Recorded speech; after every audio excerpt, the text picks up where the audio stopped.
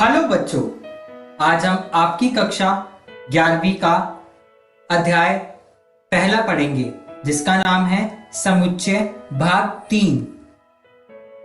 हम इस वीडियो में पढ़ेंगे परिमित और अपरिमित समुच्चय क्या होते हैं, समान समुच्चय क्या होते हैं और उप समुच्चय किसे कहते हैं। परिमित समुच्चय क्या होते हैं?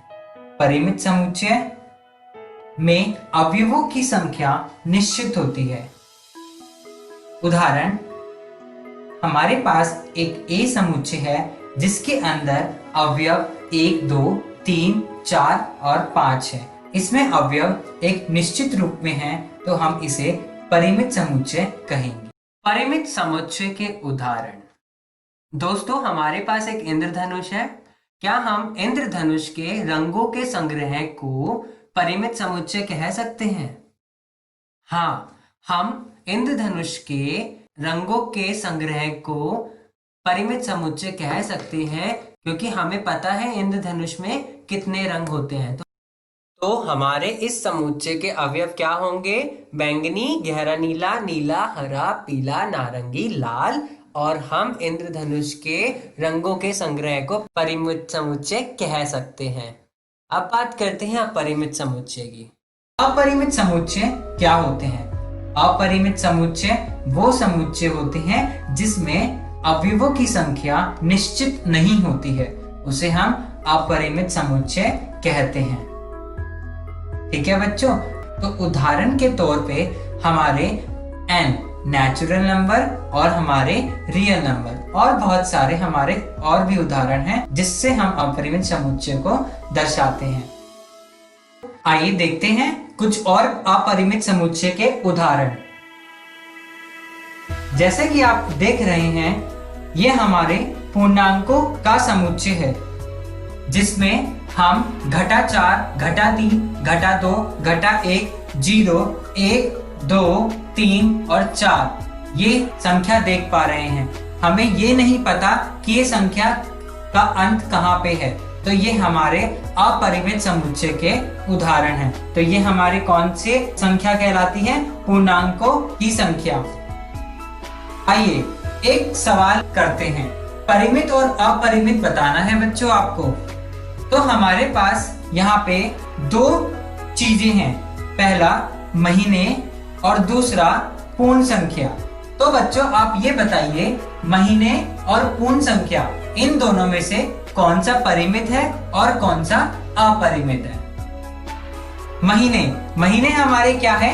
परिमित समुच्चय है, क्योंकि हमारे पास महीने निश्चित हैं कि ये महीने 12 ही हैं। जनवरी, फरवरी, मार्च, अप्रैल से लेकर दिसंबर तक के महीने हमारे पास 12 हैं। तो हमारे पास महीने क्या है? हमारे परिमित समुच्चय। पूर्ण संख्या का हमारे पास कोई लिमिट नहीं है, कोई निश्चित संख्या नहीं है कि कहां तक होते हैं, तो ये हमारे क्या है? अपरिमित समुच्चय। ठीक है बच्चों, अब आइए देखते हैं उप समुच्चय किसे कहते हैं। उप समुच्चय क्या होते हैं? यदि समुच्चय ए का प्रत्येक अवयव, अगर हमारे पास एक ए समुच्चय है, उस समुच्चय के हर एक अवयव समुच्चय बी का भी अवयव है, तो ए बी का क्या कहलाएगा? उप समुच्चय कहलाएगा। हम उसको कैसे लिखेंगे? ए उप समुच्चय बी। यदि ए बी का उचित उप समुच्चय नहीं है तो हम इसको कैसे लिखेंगे? तो हम इसको ऐसे लिखेंगे। ओके बच्चों, उप समुच्चय को उदाहरण के माध्यम से जानते हैं। माना कि समुच्चय ए, बी और सी एक समुच्चय के अवयवों को दर्शा रहे हैं। ठीक है बच्चों, जिसके अंदर ए हमारे पास क्या है? राहुल और रौनक है। बी हमारे पास क्या है? डी, जी और जेड है। और सी हमारे पास डी, जी, जेड, राहुल और रौनक है। तो हमें ये पूछ रहा है कि ए उप समुच्चय सी का है कि नहीं है। तो हमने देखा ए के अंदर राहुल और रौनक है और सी समुच्चय के अंदर डी, जी, जेड, राहुल और रौनक है। तो हमने ये पढ़ा था उप समुच्चय वो समुच्चय होता है जिसके अंदर ए के सारे अवयव दूसरे समुच्चय के अवयवों के अंदर हों। तो ही हम उसको एक दूसरे का उपसमुच्चय कह सकते हैं। तो हमने देखा राहुल और रौनक इस समुच्चय के अंदर है और यही राहुल और रौनक सी समुच्चय के अंदर भी हैं। तो हम ये कह सकते हैं कि समुच्चय ए का प्रत्येक अवयव समुच्चय सी का भी एक अवयव है। तो समुच्चय ए समुच्चय सी का एक उपसमुच्चय कहलाएगा। दूसरा उदाहरण देखते हैं। माना x हमारे पास 1 2 3 है, y हमारे पास 3 4 5 है, z हमारे पास 1 2 3 4 5 है। तो हमसे ये पूछ रहा है क्या x z का उपसमुच्चय है। तो हमने सबसे पहले देखना है कि x के अंदर के जितने भी अवयव हैं वो z के अवयव के अंदर हैं कि नहीं है। तो हमने देखा कि x के अंदर के सारे अवयव 1 2 3 z के अवयव के अंदर हैं कि नहीं है। तो हमने हमारे पास x के अंदर क्या है 1 2 3 और z के अंदर क्या है 1 2 3 4 5। तो हमें पता चल रहा है क्योंकि 1 2 3 समुच्चय z में है। कैसे? 1 भी है, 2 भी है और 3 भी है। तो हमें ये कह सकते हैं कि x समुच्चय है z का। माना x हमारे पास ये है, y हमारे पास ये है और z हमारे पास ये है। तो ये पूछ रहा है कि y z का उपसमुच्चय है कि नहीं है। तो हमने क्या देखना है y के सारे अवयव क्या z के अंदर हैं। तो हमने हमारे पास ये है y 3 4 और 5। z के अंदर 3 4 5 है, देखते हैं 3 है, 4 भी है, 5 भी है। तो हम इसको ये कह सकते हैं क्योंकि 3 4 5 है समुच्चय z में, तो हम इसको कहेंगे कि y उपसमुच्चय z का है। अगला प्रश्न, क्या x y का उपसमुच्चय है? क्या y z का उपसमुच्चय है? क्योंकि 1 2 समुच्चय y में नहीं है, क्योंकि x के अंदर 1 2 3 है, y के अंदर 3 4 5 है। लेकिन 1 2 जो x के अवयव हैं वो y में नहीं है। तो हम इसको ये कह सकते हैं कि x एक उपसमुच्चय नहीं है। तो हम इसको कैसे लिखेंगे? x एक उपसमुच्चय नहीं है y का। समान समुच्चय क्या होते हैं? समान समुच्चय वो समुच्चय होते हैं जिसमें दो समुच्चय बराबर हों। यदि तो a का प्रत्येक अवयव b का अवयव होना चाहिए तथा b का प्रत्येक अवयव a का भी अवयव होना चाहिए। तो समुच्चय a और b समान कहलाते हैं। इसको हम कैसे दर्शाएंगे कि a बराबर है b के। अगर समुच्चय a b समुच्चय के बराबर नहीं है तो हम इसको कैसे दर्शाएंगे? a बराबर नहीं है b के। और उदाहरण जानते हैं।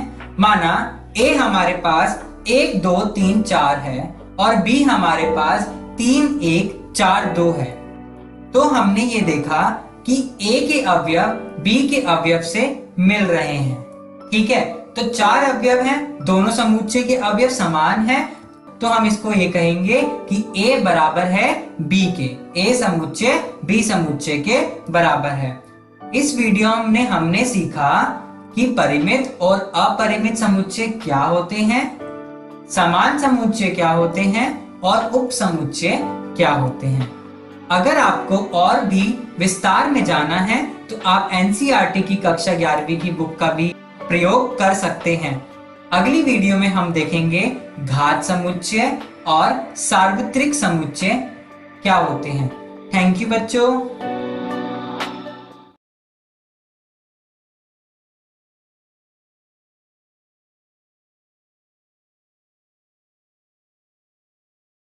हेलो दोस्तों, आज हम आपकी कक्षा 11वीं का अध्याय पहला पढ़ेंगे जिसका नाम है समुच्चय भाग 4। इस वीडियो में हम पढ़ेंगे घात समुच्चय क्या होते हैं और सार्वत्रिक समुच्चय किसे कहते हैं। तो आइए दोस्तों देखते हैं घात समुच्चय क्या होते हैं।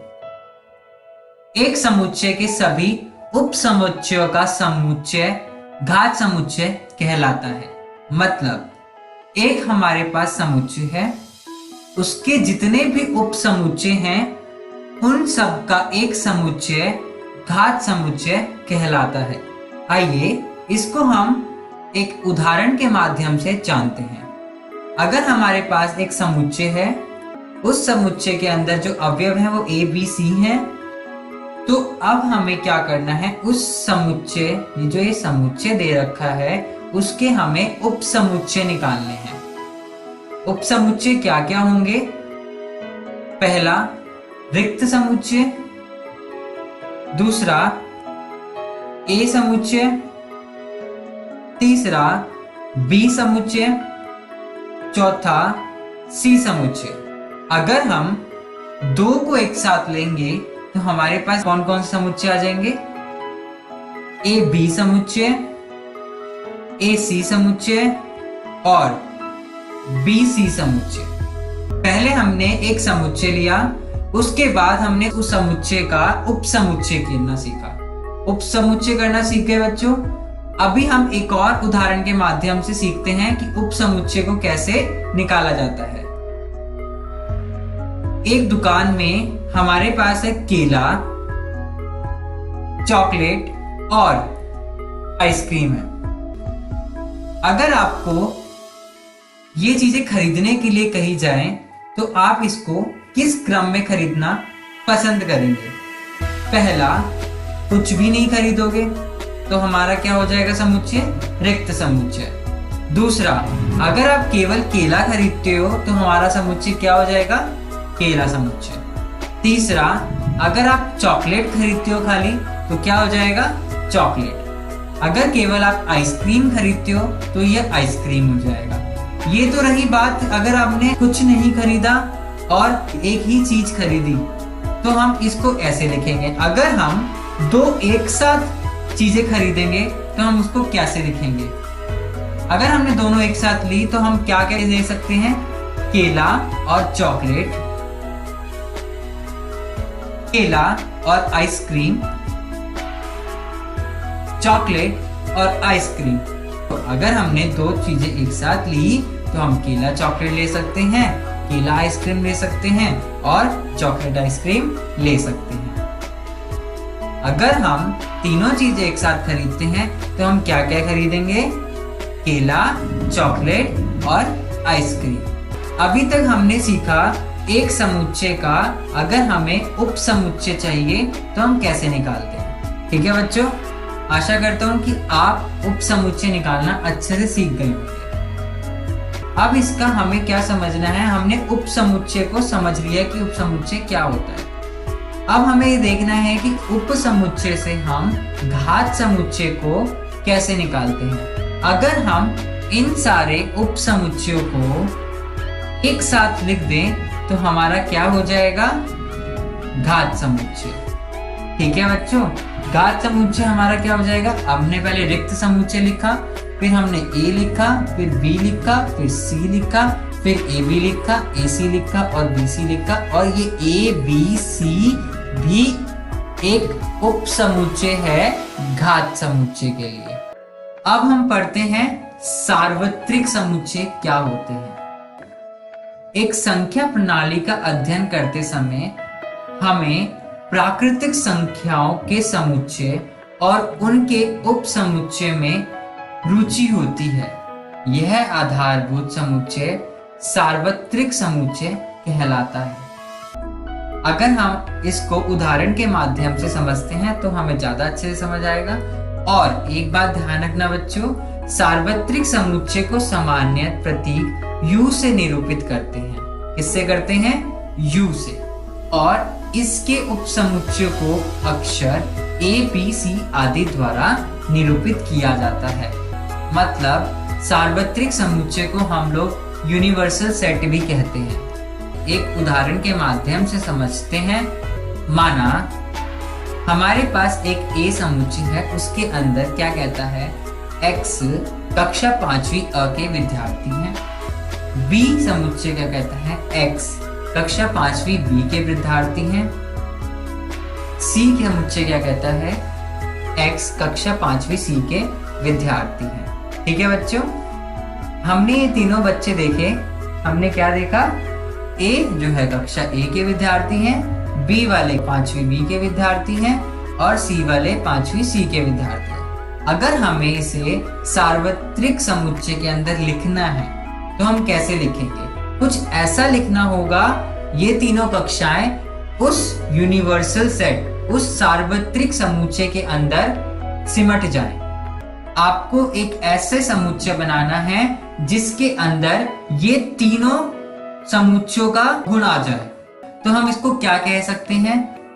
X कक्षा 5वीं के विद्यार्थी हैं। ठीक है बच्चों, हम इसको इस तरीके से दर्शाएंगे।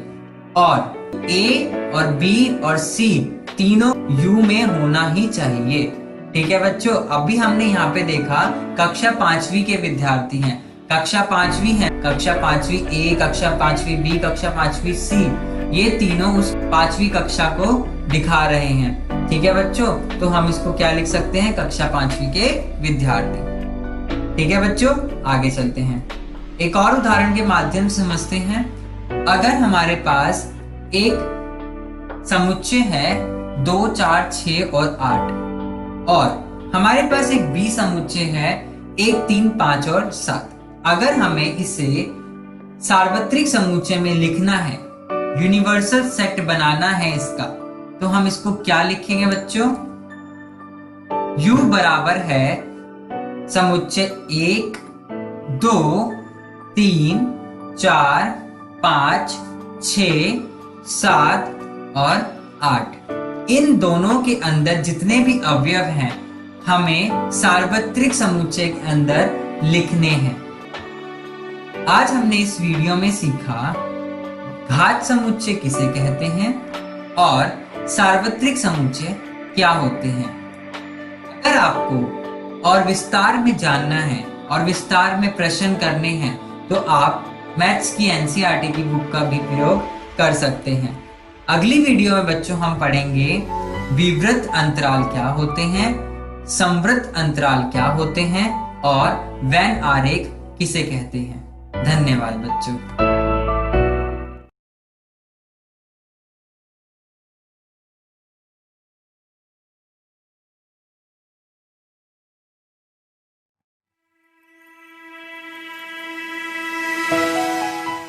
हेलो दोस्तों, आपका इस वीडियो में स्वागत है। आज हम आपकी क्लास 11वीं का अध्याय 1 पढ़ेंगे जिसका नाम है समुच्चय, भाग 5। इस वीडियो में हम पढ़ेंगे विवृत अंतराल, संवृत अंतराल और वेन आरेख। आइए जानते हैं विवृत और संवृत अंतराल किसे कहते हैं। जैसा कि आप देख पा रहे हैं, विवृत अंतराल को हम खुला अंतराल और संवृत अंतराल को हम बंद अंतराल के माध्यम से भी जानते हैं। विवृत खुला अंतराल को हम इस चित्र के माध्यम से जानते हैं। माना 5 और 7 एक अंतराल में है। यहाँ पे कहता है कि x जो है वो 5 से बड़ा है और 7 से छोटा है। अगर हम इसे समुच्चय निर्माण रूप में लिखेंगे तो हम कैसे लिखेंगे? x a से बड़ा है और b से छोटा है। आइए इसको संख्या रेखा के माध्यम से जानते हैं। यहाँ पे हमने 5 लिया और 7 लिया। 5 से 7 तक के मध्य आने वाली सभी संख्याएं इस अंतराल का भाग होंगी। ओके दोस्तों, जिसमें 5 व 7 के क्रमश शामिल नहीं किया जाएगा। अतः ए बी के बीच स्थित सभी बिंदु इस अंतराल में होते हैं, परंतु ए और बी स्वयं इस अंतराल में नहीं होते हैं। वह अंतराल जिसमें अतः बिंदु नहीं होते हैं उन्हें हम विवृत अंतराल के नाम से जानते हैं। आइए बात करते हैं संवृत अंतराल की। संवृत अंतराल को उदाहरण के माध्यम से जानते हैं, जहां पे कह रहा है कि ए बी सदस्य हैं एक प्राकृतिक संख्या का और ए संवृत अंतराल को हम इस चित्र के माध्यम से दर्शाते हैं। अगर ये समुच्चय निर्माण रूप में लिखना पड़े तो हम कैसे लिखते हैं? x कॉलन का प्रयोग करेंगे, जहां x बता रहा है कि वो a से बड़ा है और उसके बराबर है और b उससे छोटा है और उसके बराबर है। आइए पहले वाले उदाहरण से समझते हैं। पहले वाले में हमारे जो अंतराल में संख्या थी वो थी 5 और 7। अगर हम 5 और 7 को संख्या रेखा पे दर्शाएं तो हम 5 और 7 के मध्य आने वाली जितनी भी संख्या है सब इस अंतराल में होंगी, और A और B यानी 5 और 7 जिसमें अंत्य बिंदु भी होते हैं उसे हम समवृत्त बंद अंतराल भी कहते हैं। आइए और उदाहरण के माध्यम से जानते हैं। यहाँ पर A और B दिया हुआ है, को A और B देखते ही पता चल रहा है कि ये विवृत अंतराल है। आइए इसको देखते हैं। अगर हमें संख्या रेखा पे दर्शाना पड़े तो हम कैसे दर्शाएंगे। यहाँ पे A है और यहाँ पर B है। यहाँ पर खाली गोला हमें विवृत अंतराल को दर्शा रहा है, यानी A हमारा विवृत अंतराल है, B भी हमारा विवृत अंतराल को प्रदर्शित कर रहा है और दर्शा रहा है। आइए दूसरा उदाहरण देखते हैं। यहाँ पर A, B एक अंतराल में है। यहाँ पर A जो है समवृत्त अंतराल को प्रदर्शित कर रहा है और B विवृत अंतराल को प्रदर्शित कर रहा है। आइए देखते हैं इसको संख्या रेखा पर दर्शाएंगे तो कैसे दिखेगा। यहाँ पर A ये रहा और B ये रहा। यहाँ पे भरा गोला हमें समवृत्त अंतराल को दर्शा रहा है और B हमारा विवृत अंतराल को दर्शा रहा है।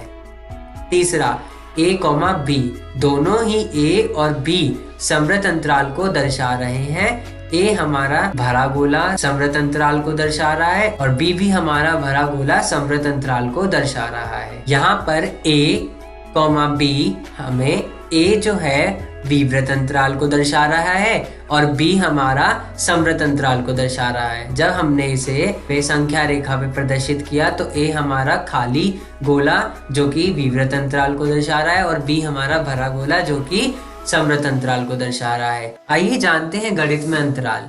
माना x जो है वो r का सदस्य है। यहाँ पर x जो कि -4 से बड़ा है और 6 के बराबर और उससे छोटा है। जब हमने इसको संख्या रेखा पे दर्शाया तो हमने लिखा -4, -3, -2, -1, 0, 1, 2, 3, 4, 5, 6 और 7। हमारा यहाँ पर x जो है वो -4 से बड़ा है, तो हमारे पास ये -4 क्या प्रदर्शित कर रहा है, विवृत अंतराल, और 6 से छोटा और उसके बराबर है तो ये हमें क्या प्रदर्शित कर रहा है, समवृत्त अंतराल।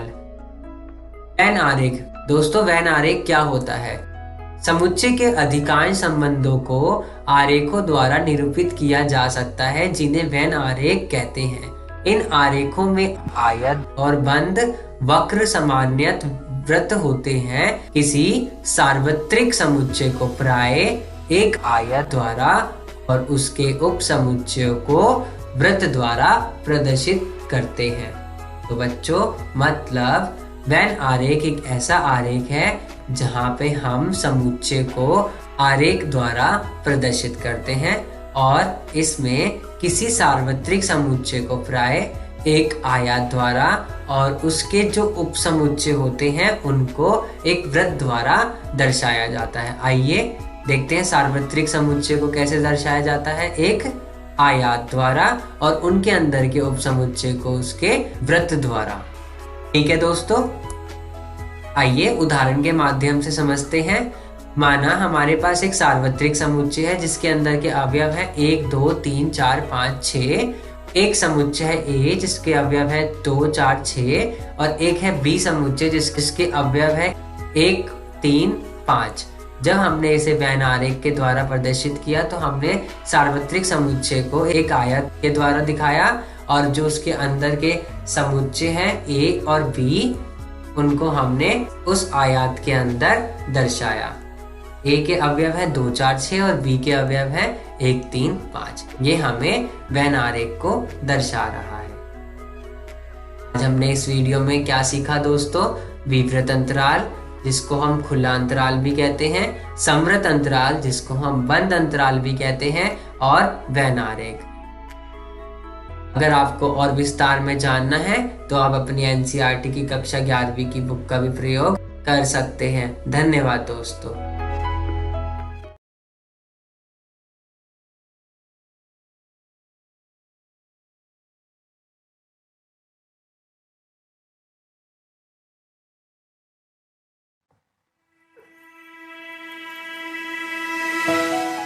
हेलो दोस्तों, आपका इस वीडियो में स्वागत है। आज हम आपकी कक्षा 11वीं का अध्याय पहला पढ़ेंगे, जिसका नाम है समुच्चय भाग 6।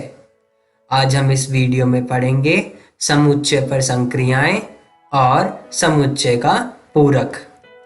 ये देखते हैं समुच्चय पर संक्रियाओं में हम क्या पढ़ेंगे। समुच्चयों का सम्मिलन, समुच्चयों का सर्वनिष्ठ और साथ ही साथ सम्मिलन और सर्वनिष्ठ की संक्रियाओं के कुछ गुणधर्म।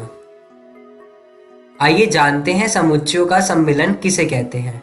सम्मिलन वह समुच्चय है जिसमें A के सभी अवयवों के साथ B के सभी अवयव हों तथा उभयनिष्ठ अवयवों को केवल एक बार लिया गया हो।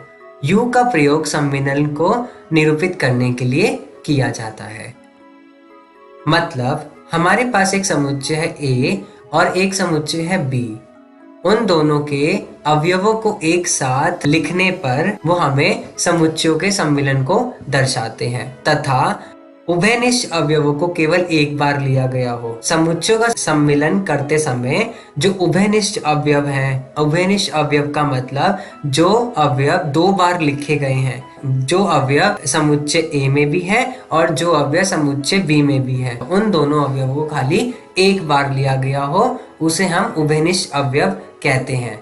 और हम लोग सम्मिलन को निरूपित करने के लिए इस साइन का प्रयोग करते हैं। ओके दोस्तों, आइए उदाहरण के माध्यम से जानते हैं। माना हमारे पास एक समुच्चय है A 2 4 6 8 और एक समुच्चय है B 6 8 10 12। हमें ये बताना है कि क्या A B का सम्मिलन है। हमने A के और B के समुच्चयों के अवयवों को एक साथ लिखा और हमें क्या ज्ञात हुआ, समुच्चयों का सम्मिलन, जो क्या थे 2 4 6 8 10 और 12। जब हमने A समुच्चय के अवयव को देखा उसके अंदर 6 और 8 था और B समुच्चय के अंदर देखा उसमें भी 6 और 8 था। ये हमारे कौन से अवयव हो गए, उभयनिष्ठ अवयव। हमें क्या करना था, उभयनिष्ठ अवयवों को खाली एक बार लिखना था। ओके दोस्तों, समुच्चयों का सम्मिलन समझ गए आप। आइए अगला प्रश्न देखते हैं। माना A हमारे पास एक समुच्चय है, उसके अंदर अवयव है A E I O U और B हमारे पास एक समुच्चय है, उसके अवयव है A I U। हमसे ये क्या पूछ रहा है कि क्या A B का सम्मिलन है या नहीं। A का सम्मिलन और A का सम्मिलन हमने B से जब निकाला तो हमने क्या लिखा, A E I O U, क्योंकि B के सारे अवयव A के अंदर पहले से ही हैं, तो हमें इसे दोबारा लिखने की जरूरत नहीं पड़ी। ये बात करते हैं समुच्चयों का सर्वनिष्ठ। समुच्चय A और B का सर्वनिष्ठ उन सभी अवयवों का समुच्चय है जो A और B दोनों में हो। प्रतीकात्मक रूप से हम इसे लिखते हैं A सर्वनिष्ठ है B का। मतलब ऐसे अवयव जो समुच्चय A में भी हो और समुच्चय B में भी हो, उसको हम समुच्चयों का सर्वनिष्ठ कहते हैं। आइए उदाहरण के माध्यम से जानते हैं।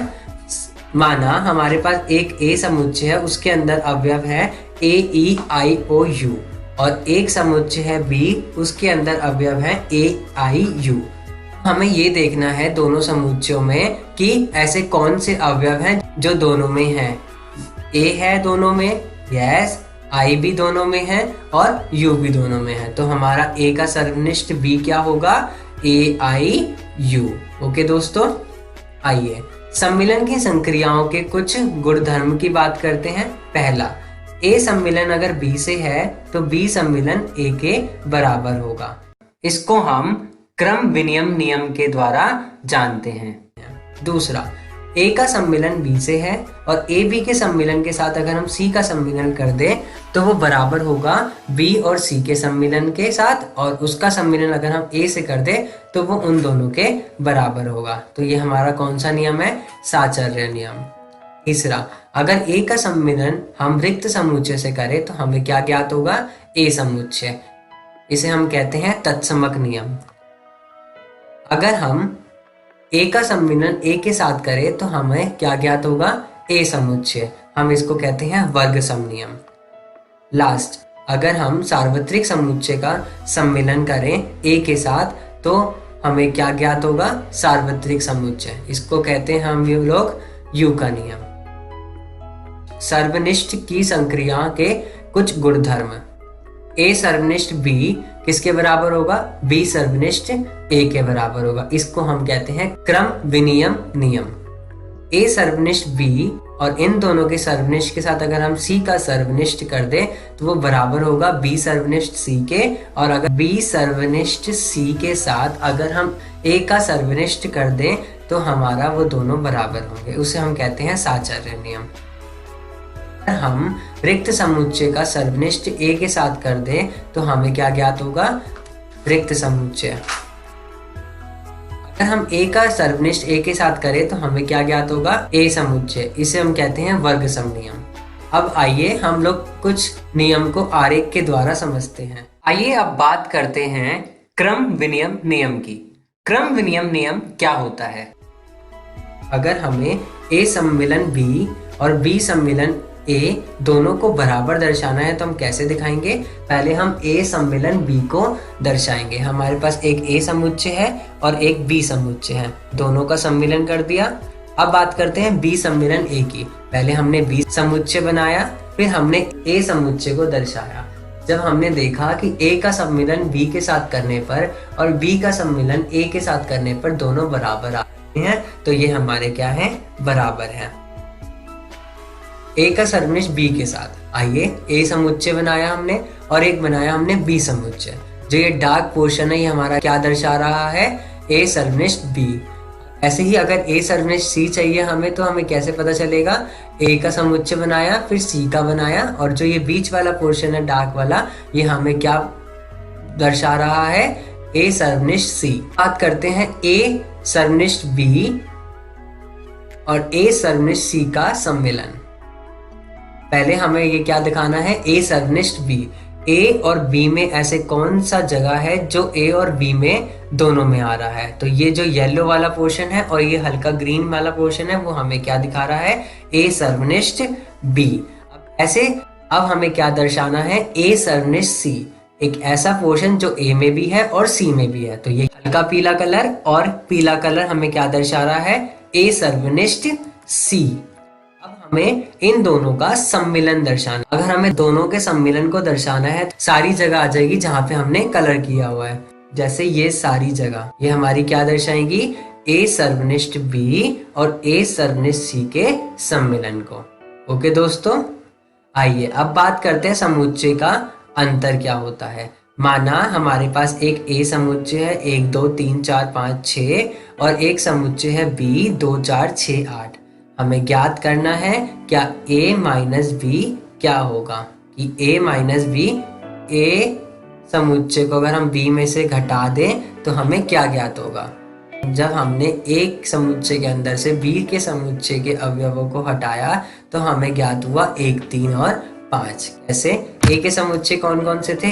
1 2 3 4 5 6। b समुच्चय के अवयव कौन कौन से थे? 2 4 6 और 8। जब हमने बी समुच्चय के अवयव 2 4 6 8 हटाए ए समुच्चय में से तो हमें क्या ज्ञात हुआ?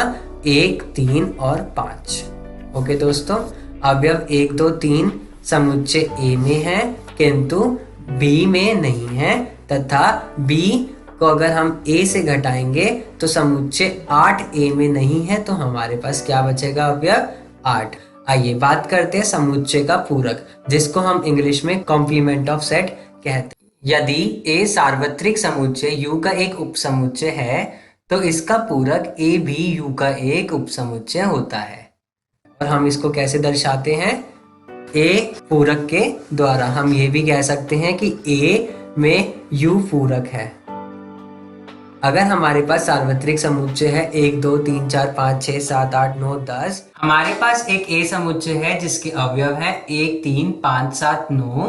तो हमारा ए पूरक कैसे निकालेंगे? हम ए यू में से सार्वत्रिक समुच्चय में से ए के समुच्चय को घटा देंगे। 1 घटाया, 3 घटाया, 5 घटाया, 7 घटाया, 9 घटाया। तो हमारे पास क्या ज्ञात हुआ? 2 4 6 8 और 10। 6 4 ये 2 4 6 8 और 10 हमारे क्या हो गया?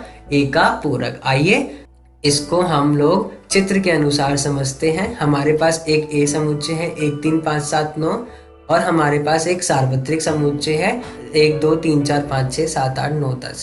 इसमें से जब हमने सार्वत्रिक समुच्चय को चित्र में दर्शाया तो हमने वो सारे अवयव नहीं लिखे जो ए समुच्चय में थे। तो हमारे पास कौन कौन से अवयव बच गए? 2 4 6 8 और 10। तो ये हमारे क्या हो जाएगा? ये सारा लाल वाला भाग क्या हो जाएगा हमारा? ए पूरक। 2 4 6 8 और 10। पूरकों के कुछ गुणधर्म की बात करते हैं बच्चों। द्विपूरक नियम। द्विपूरक नियम क्या होता है? अगर हम ए पूरक का एक बार और पूरक कर दे तो हमें क्या ज्ञात होगा? ए समुच्चय। दूसरा, हमारा रिक्त समुच्चय यू पूरक के बराबर होता है और यू पूरक हमारा रिक्त समुच्चय के बराबर होता है। और तीसरा, अगर हम लोग ए का सर्वनिष्ठ बी के साथ करें और उनका पूरक कर दें तो हमें क्या ज्ञात होगा? ए पूरक और बी पूरक का सम्मिलन। पूरक नियम। पूरक नियम हमारा क्या होता है? अगर हम ए का सम्मिलन ए पूरक के साथ करें तो हमें सार्वत्रिक समुच्चय ज्ञात होगा और अगर हम ए का सर्वनिष्ठ ए पूरक के साथ करें तो हमें रिक्त समुच्चय ज्ञात होगा। डी मॉर्गन्स नियम क्या कहता है? ये कहता है कि अगर हम ए का सम्मिलन बी उन दोनों का पूरक बराबर होगा हमारे ए के पूरक के बराबर और सर्वनिष्ठ बी पूरक के बराबर। दूसरा, ए सर्वनिष्ठ बी का अगर हम पूरक करते हैं तो हमें ए पूरक सम्मिलन बी पूरक ज्ञात होगा। आज हमने इस वीडियो में क्या सीखा दोस्तों? समुच्चय का सम्मिलन, समुच्चय का सर्वनिष्ठ, सम्मिलन और सर्वनिष्ठ की संक्रियाओं के कुछ गुणधर्म, समुच्चय का पूरक और पूरकों के कुछ गुणधर्म। अगर आपको और विस्तार से जानना है तो आप अपनी एनसीईआरटी की कक्षा 11वीं की बुक का भी प्रयोग कर सकते हैं। धन्यवाद दोस्तों।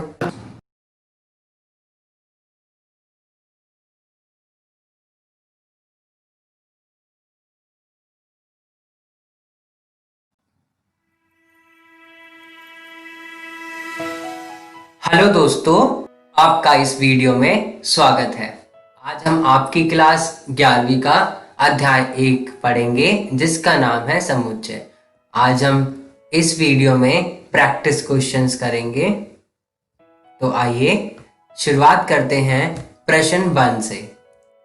प्रश्न 1 क्या कहता है? दिखाइए कि शब्द CATARACT के वर्ण विन्यास के अक्षरों का समुच्चय तथा शब्द TRACT के वर्ण विन्यास अक्षरों का समुच्चय समान है।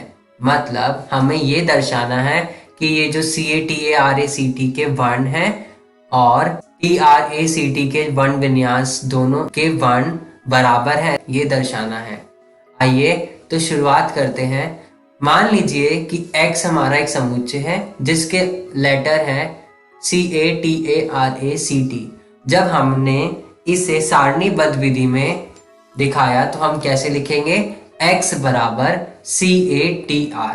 बाकी के अवयवों को हमने इसीलिए नहीं लिखा क्योंकि वो अवयव दोहराए जा रहे थे। जब हम सारणीबद्ध विधि को करते हैं तो हम अवयवों की संख्या को एक बार लिखते हैं, दोबारा नहीं लिखते, जो अवयव दोहराए जाते हैं। दूसरा, मान लेते हैं एक समुच्चय है हमारे पास Y, उसके अवयव है TRACT। TRACT को जब हमने सारणीबद्ध विधि में लिखा तो हमने क्या लिखा? Y बराबर TRAC।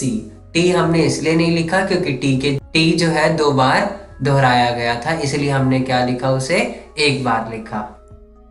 तो हमारे 2 समुच्चय हो गए। कौन कौन से? X समुच्चय जिसके अवयव है CATR और एक हो गया हमारा Y समुच्चय जिसके अवयव है TRAC।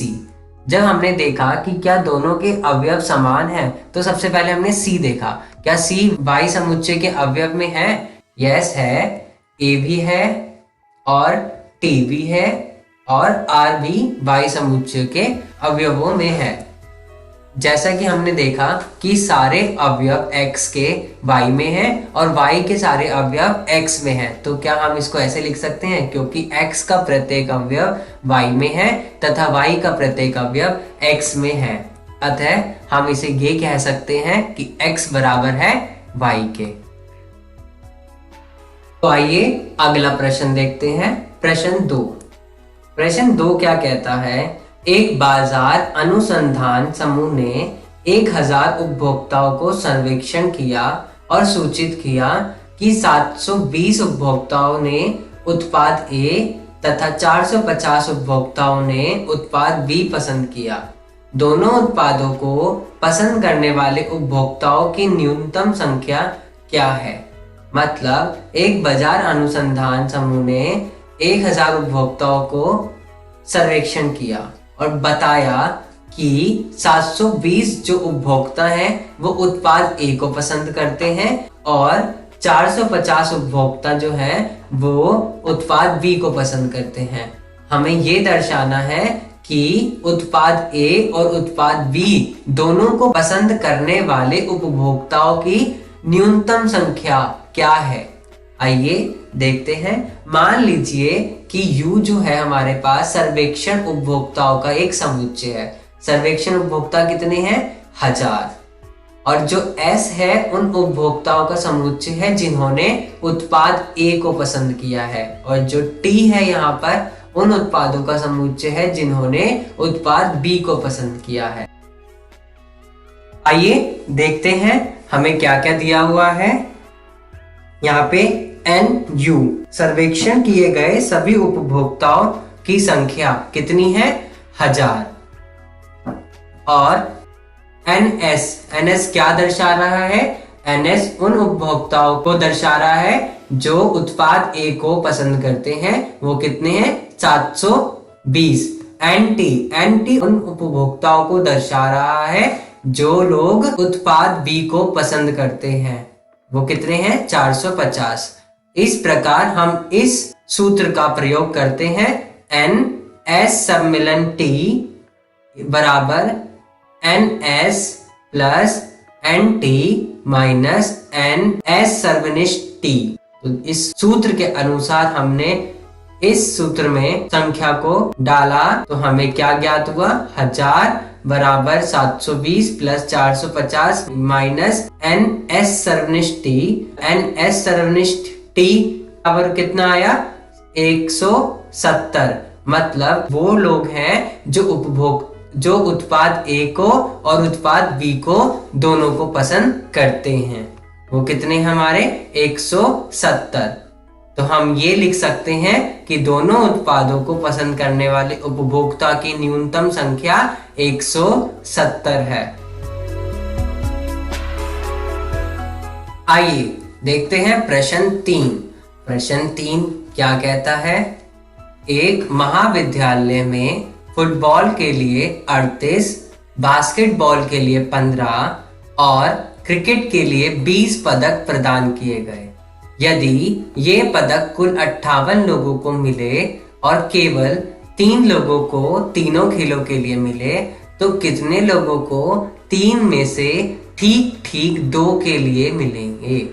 मतलब एक महाविद्यालय में पदक प्रदान किए गए। कौन कौन से खेलों में? फुटबॉल में 38, बास्केटबॉल में 15 और क्रिकेट में 20। और ये पदक कुल 58 लोगों को मिले, जिनमें से 3 लोग ऐसे थे कि उनको तीनों ही खेलों में पदक प्रदान हुए। तो हमें ये बताना है कि ऐसे कितने लोग हैं जिनको किन्हीं 2 खेलों में पदक प्रदान हुए। मतलब हमें क्या निकालना है?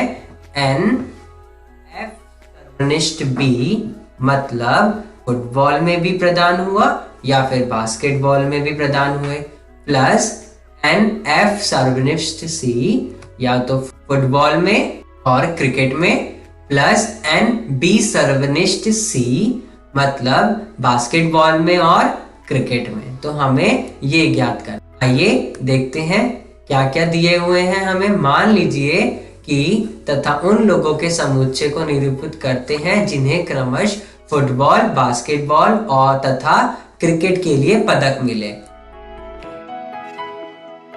तो NF वो लोग हैं जिनको फुटबॉल में पदक प्रदान हुए, वो कितने हैं? 38। NB जिनको बास्केटबॉल में पदक प्रदान हुए, वो कितने हैं? 15। NC जिनको क्रिकेट में पदक प्रदान हुए, वो कितने हैं? 20।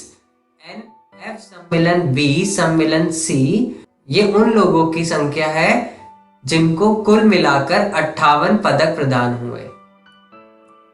और NF सर्वनिष्ठ B सर्वनिष्ठ C वो कितना है 3, मतलब ऐसे लोग जिनको तीनों ही खेलों में पदक प्रदान हुए, तो वो कितने लोग हैं 3।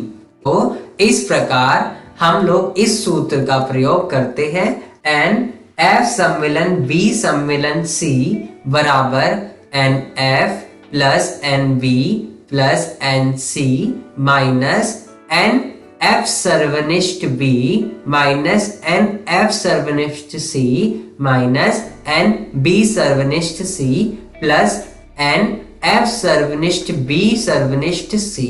जब हमने इस सूत्र में संख्या को डाला तो हमें क्या ज्ञात हुआ, 58 बराबर 38 plus 15 plus 20 minus NF सर्वनिष्ठ B minus NF सर्वनिष्ठ C minus NB सर्वनिष्ठ C plus 3। जब हमने इन तीनों की संख्या को ज्ञात किया तो हमें क्या मिला 18। इसका मतलब 18 ऐसे लोग हैं जिनको फुटबॉल में और बास्केटबॉल में, फुटबॉल में और क्रिकेट में, बास्केटबॉल और क्रिकेट में पदक प्रदान हुए। ओके दोस्तों, आइए प्रश्न 4 करते हैं। प्रश्न 4 क्या कहता है, एक सर्वेक्षण में पाया गया कि 21 लोग उत्पाद A, 26 लोग उत्पाद B, 29 लोग उत्पाद C को पसंद करते हैं। यदि 14 लोग उत्पाद A तथा B को, 12 लोग उत्पाद C तथा A को, 14 लोग उत्पाद B तथा C को और 8 लोग तीनों ही उत्पादों को पसंद करते हैं, ज्ञात कीजिए कि कितने लोग केवल उत्पाद C को पसंद करते हैं।